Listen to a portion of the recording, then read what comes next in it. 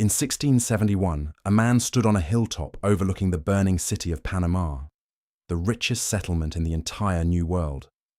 Behind him, 1,200 armed men.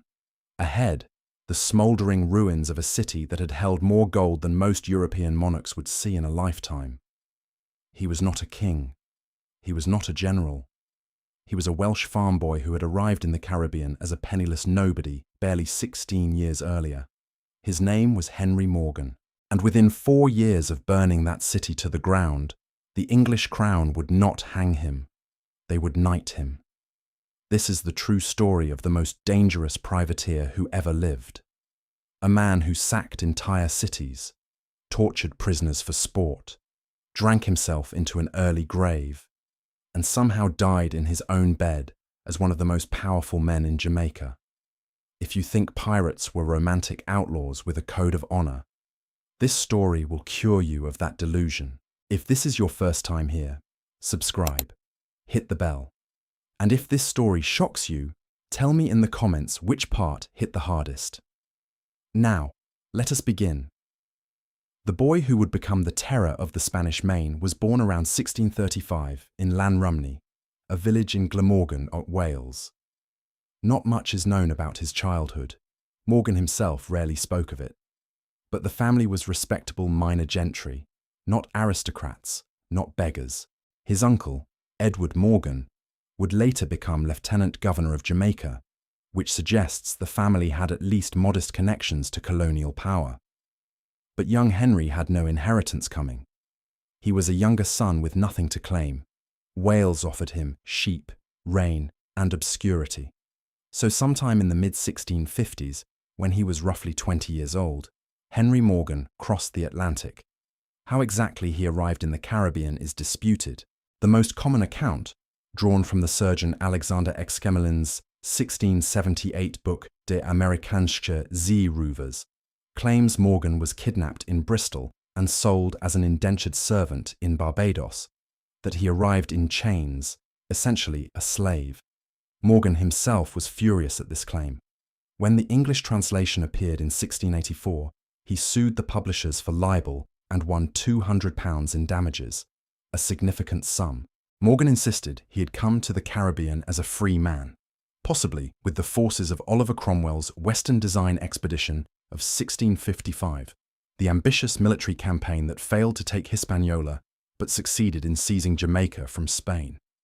Whether he arrived as a servant or a soldier, by the early 1660s, Henry Morgan was in Jamaica, and Jamaica was the single most lawless place in the Western Hemisphere. Picture Port Royal in 1665. Morgan is about 30 years old. He has married Mary Elizabeth, the daughter of his uncle, Edward Morgan, yes, his own cousin. And through that connection, he has access to the colonial governor, Sir Thomas Modiford. This matters enormously. In the 17th century Caribbean, the line between pirate and patriot was drawn with a single document, a letter of marque. With that paper, a privateer could attack enemy shipping and settlements legally as a licensed instrument of war. Without it, he was a common pirate, subject to hanging. Modiford would become Morgan's patron, his political shield, and ultimately the man who made everything possible. Every atrocity Morgan committed, he committed with official sanction. Remember that. The Crown's hands were never clean, and the atrocities began almost immediately. In 1668, Morgan led his first major campaign. His target was Portobelo, on the Caribbean coast of present-day Panama, one of the most heavily fortified cities in Spanish America.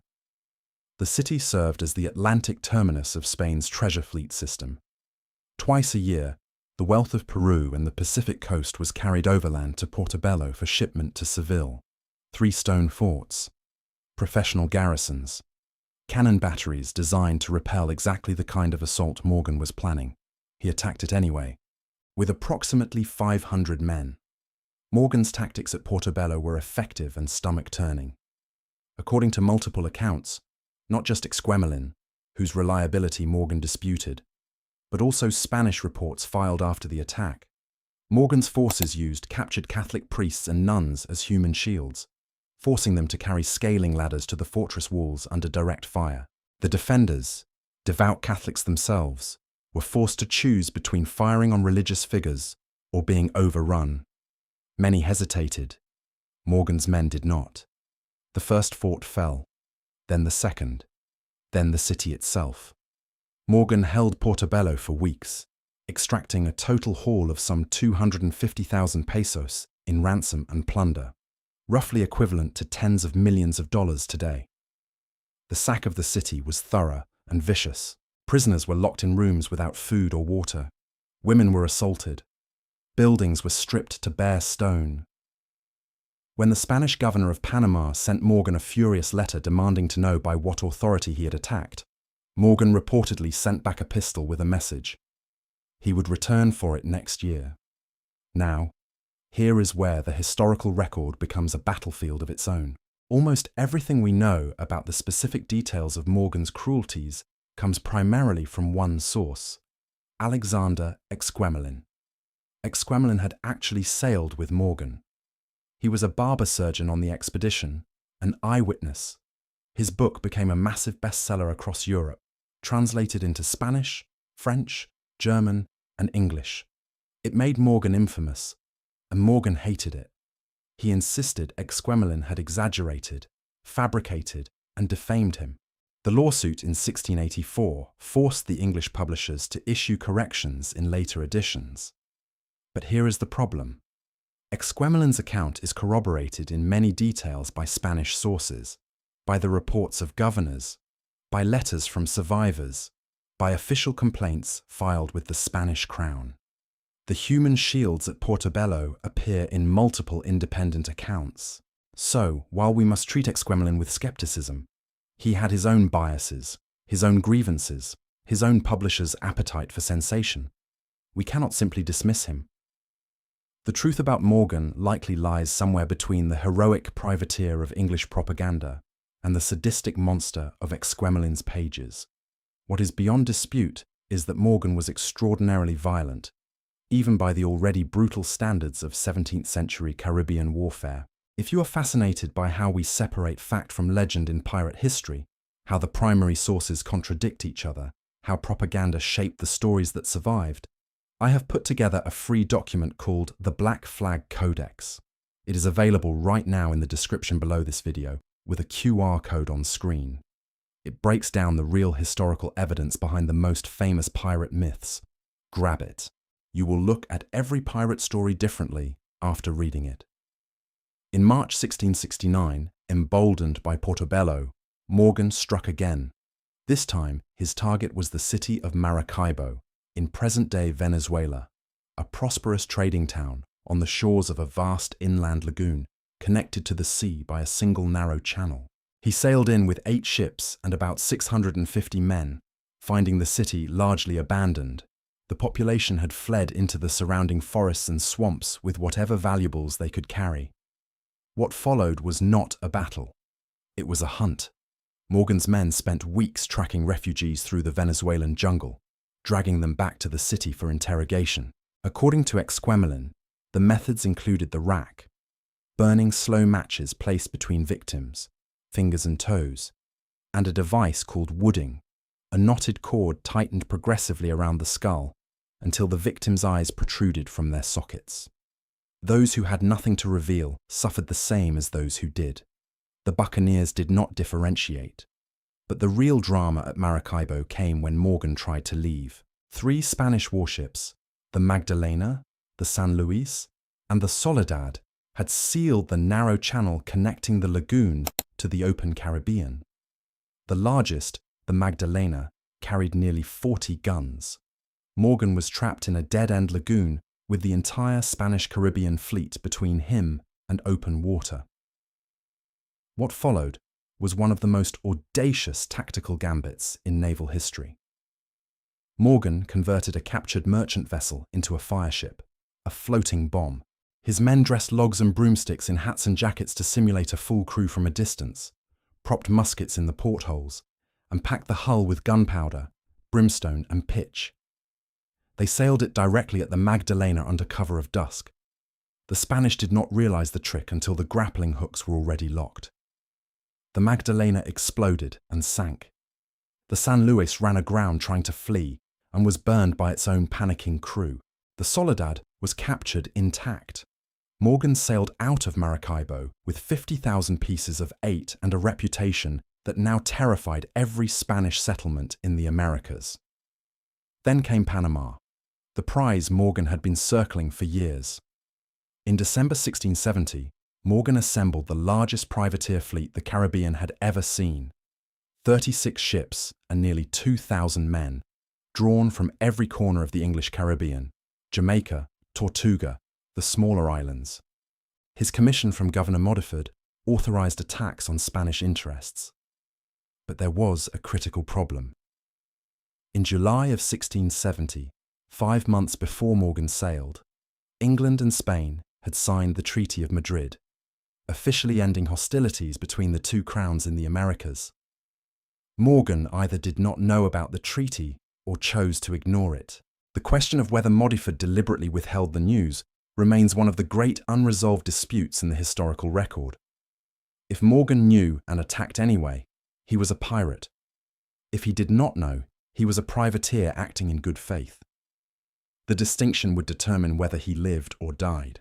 On January 28, 1671, Morgan and roughly 1,200 men who had survived the grueling overland march across the Isthmus of Panama emerged on the Pacific side and faced the Spanish defenders of Old Panama.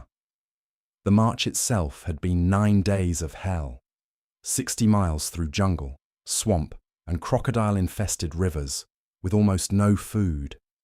Men ate leather satchels. They ate their own boots. By the time they reached the savannah outside the city, they were starving, feverish, covered in insect bites, and ready to kill anything that moved. The Spanish had cavalry, infantry, and even stampeded a herd of 2,000 wild bulls toward Morgan's lines in a desperate improvisation. It did not matter. Morgan's buccaneers, hardened, furious, half mad with hunger, cut them apart in open field. The battle lasted 2 hours. By nightfall, Old Panama was in flames. Who actually started the fire is one of the most debated questions in the historiography. Morgan later claimed the Spanish set fire to their own city to deny him its wealth, and some Spanish accounts partially support this, mentioning that the governor ordered gunpowder stores detonated. But other accounts, including Esquemelins, blame Morgan's men, who were looting buildings with open torches. The truth may be both. A fire that started deliberately and spread uncontrollably through wooden upper stories and thatched roofs. What is certain is that Old Panama, a stone city of perhaps 10,000 inhabitants, with cathedrals, monasteries, and counting houses stuffed with Pacific trade wealth, burned for weeks. Its ruins stand today as a UNESCO World Heritage Site on the outskirts of modern Panama City. You can walk through the roofless cathedral, run your hand along the scorched stone of the bell tower. The ghosts are there if you look. Morgan's men were furious at the haul. Despite sacking the richest city in the Americas, the plunder divided among nearly 2,000 men came to roughly 15 pieces of 8 per person, a pittance for months of jungle warfare and open battle. The accusation was immediate and loud. Morgan had hidden the bulk of the treasure for himself. Several of his captains later filed formal complaints. Morgan denied everything. But he sailed back to Jamaica alone, ahead of the fleet, which did nothing to quiet the suspicion. And then the political reckoning arrived. The destruction of Panama created a diplomatic crisis between England and Spain that reached the highest levels of both courts. King Charles II could not ignore it, not with the Treaty of Madrid still wet with ink. In April 1672, both Morgan and Governor Modiford were arrested and shipped back to England. Modiford was locked in the Tower of London. Morgan, shrewd, ruthless, and possessed of a political instinct as sharp as his tactical mind, played a completely different game. He cultivated friendships at court. He dined with lords and ministers. He presented himself not as a rogue, but as the foremost expert on Caribbean defense. arguing that the Spanish threat to Jamaica remained real and that he was the only man qualified to contain it. It worked. Not only was Morgan never tried, but in 1674, King Charles II personally knighted him, Sir Henry Morgan. The Buccaneer was now a nobleman. He was appointed Lieutenant Governor of Jamaica and sent back to the Caribbean, this time to enforce the law against the very buccaneers he had once commanded. He was about 39 years old. The poacher had become the gamekeeper. What followed was a slow, ugly decline that lasted 14 years. Morgan threw himself into his new role with genuine energy. At first, he hanged pirates. He enforced trade regulations. He corresponded dutifully with London, but he also drank, prodigiously, continuously. Every meeting, every meal, every evening, rum was the currency of Jamaican social life, and Morgan consumed it the way other men breathed air. By the early 1680s, his health was collapsing visibly.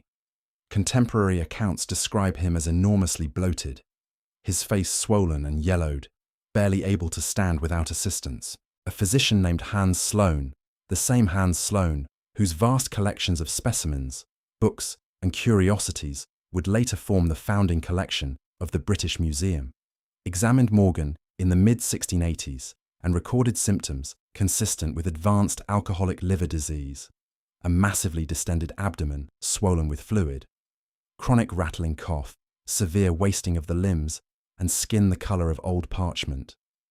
Morgan was rotting from the inside. He was in his late 40s. He looked 70.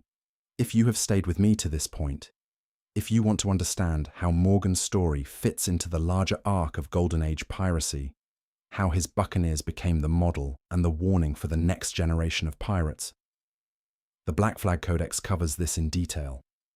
Link and QR code in the description. Morgan was also fighting political enemies he could not defeat with cannons. Sir Thomas Lynch, Morgan's longtime rival, returned as governor in 1682 and systematically marginalised him.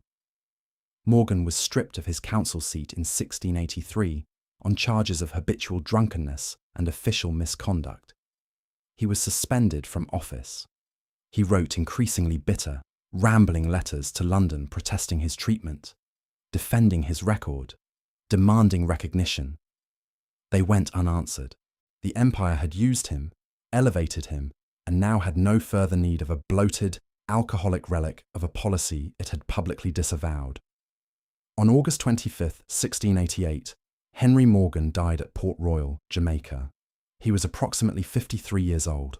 The cause of death was almost certainly liver failure compounded by what Sloane described as symptoms resembling dropsy and consumption, likely a combination of end-stage cirrhosis and tuberculosis. He was given a state funeral with full military honours. Cannons fired from the ships in the harbour, the garrison turned out in dress uniform, and the bars and taverns of Port Royal closed for the day, which may have been the only tribute that would have genuinely pleased him. 4 years later, on June 7, 1692, the great earthquake struck Port Royal. In less than 3 minutes, 2/3 of the city slid into the Caribbean Sea. The cemetery where Morgan was buried was among the areas swallowed whole. His body was never recovered. The sea took him back, as it takes everything eventually. There is a final irony to Henry Morgan's story. In 1684, when the English translation of Exquemelin's book made Morgan infamous across Europe, he sued to protect his reputation. The publishers were forced to add a grovelling preface retracting the worst claims. Later editions softened the language, but the damage, or the gift, depending on your perspective, was already done. The book had made Morgan the most famous pirate in the world. 3 centuries later, his face sells rum bottles. His name decorates tourist shops from Kingston to Cartagena. The man who tortured prisoners with knotted cords around their skulls became a brand mascot, grinning from a label. History does not judge. It simply remembers.